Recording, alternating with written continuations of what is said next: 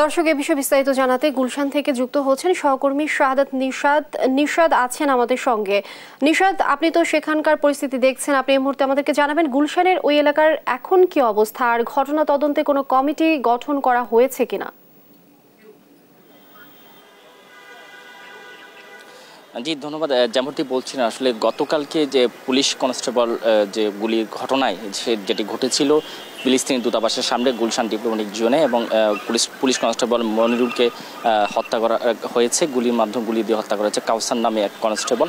তো আসলে সেই ঘটনায় আজকে সকাল থেকেও আমরা আইনশৃঙ্খলা বাহিনীর সাথে কথা বলছি যে আসলে ঠিক সেই ঘটনার পরবর্তীতে কি পদক্ষেপ নিয়েছে তারা, সে বিষয়ে আমরা কথা বলেছি। গতকালকে মূলত তার যে কনস্টেবল যে নিহত হয়েছে মনিরুল, তার যে ভাই, তার ভাই মামলা করেছিল, এবং সেই মামলার প্রেক্ষিতে কিন্তু গুলশান থানায় সেই মামলাটি রয়েছে, এবং একই সাথে সেটি মামলাটি তদন্তাধীন রয়েছে, এবং সেই সাথে যে কনস্টেবল কাউসার তাকে রিমান্ডে নেওয়ার কথা বলেছেন আমাদেরকে যে গুলশান জোনে যে ডিসি রয়েছেন তিনি আমাদেরকে বলেছেন 10 দিনের রিমান্ড চাওয়া হবে। তো একই সাথে কিছুক্ষণ আগে ডিএমপির অতিরিক্ত কমিশনার মনিবুর রহমান, ডিএমপির অতিরিক্ত কমিশনার মহিদুর রহমান তিনি আমার সাথে কথা বলেছেন, এবং তিনি আমাদেরকে যে বিষয়টি জানিয়েছেন আসলে তিনি যে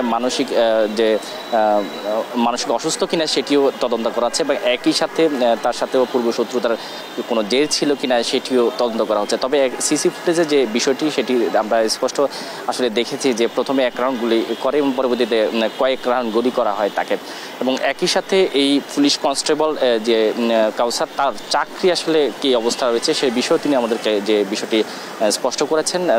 তাদের যে নিয়ম অনুযায়ী তাকে কিন্তু তার অটো বরখাস্ত হয়েছেন, এবং সেই সাথে তাকে প্রাথমিকভাবে জিজ্ঞাসাবাদ করা হয়েছে বলে তিনি আমাদেরকে জানিয়েছেন। তবে জিজ্ঞাসাবাদে ঠিক কী বিষয়গুলো স্পষ্ট হয়েছে বা কী বিষয়গুলো বের হয়ে আছে সেগুলো কিন্তু পরবর্তীতে জানানো হবে বলে তিনি আমাদেরকে জানিয়েছেন। তবে প্রাথমিকভাবে তার যে মানসিকভাবে সে যে অসুস্থ ছিল সেই বিষয়টি কিন্তু স্পষ্ট করা হচ্ছে, বারবার ডিএমপি থেকেও বারবার বলা হচ্ছে, এবং একই সাথে এখনও আমাদেরকে সেই বিষয়টি কিন্তু জানানো হয়েছে। তো সব কিছু মিলে এই ঘটনার পেছনে এবং এই নিরাপত্তার বিষয় এবং পুলিশ আরও সতর্ক হওয়ার বিষয় কিন্তু তিনি আমাদেরকে জানিয়েছেন। একই সাথে পুলিশ সদস্য যারা আছেন এবং তাদের মাঝে এ নিয়ে আলাদাভাবে একটা সচেতনতার বিষয় সৃষ্টি করা হবে বলেও তিনি নিশ্চিত করেছেন, এবং একই সাথে গুলশান যে জোন সেই জোনে কিন্তু নিরাপত্তার যে বিষয়টি সেই বিষয় তারা জানিয়েছেন তাদের যথেষ্ট নিরাপত্তা রয়েছে, এবং একই সাথে যদি আরও প্রয়োজন হয় সেক্ষেত্রে তারা আরও নিরাপত্তার ব্যবস্থা করবেন বলেও আমাদেরকে নিশ্চিত করেছেন।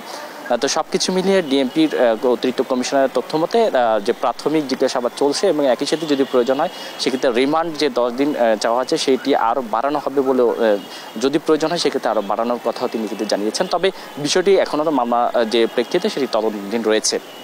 তো এই ছিল ডিএমপি ওই যে কার্যালয়, সেই কার্যালয় থেকে আমার কাছে থাকা গতকালকের যে কনস্টেবল হত্যার যে ঘটনা সেই ঘটনার সবশেষ তথ্য। নিশাদ, ধন্যবাদ আপনাকে। দর্শক, গুলশান থেকে যুক্ত ছিলেন আমাদের সহকর্মী নিশাদ।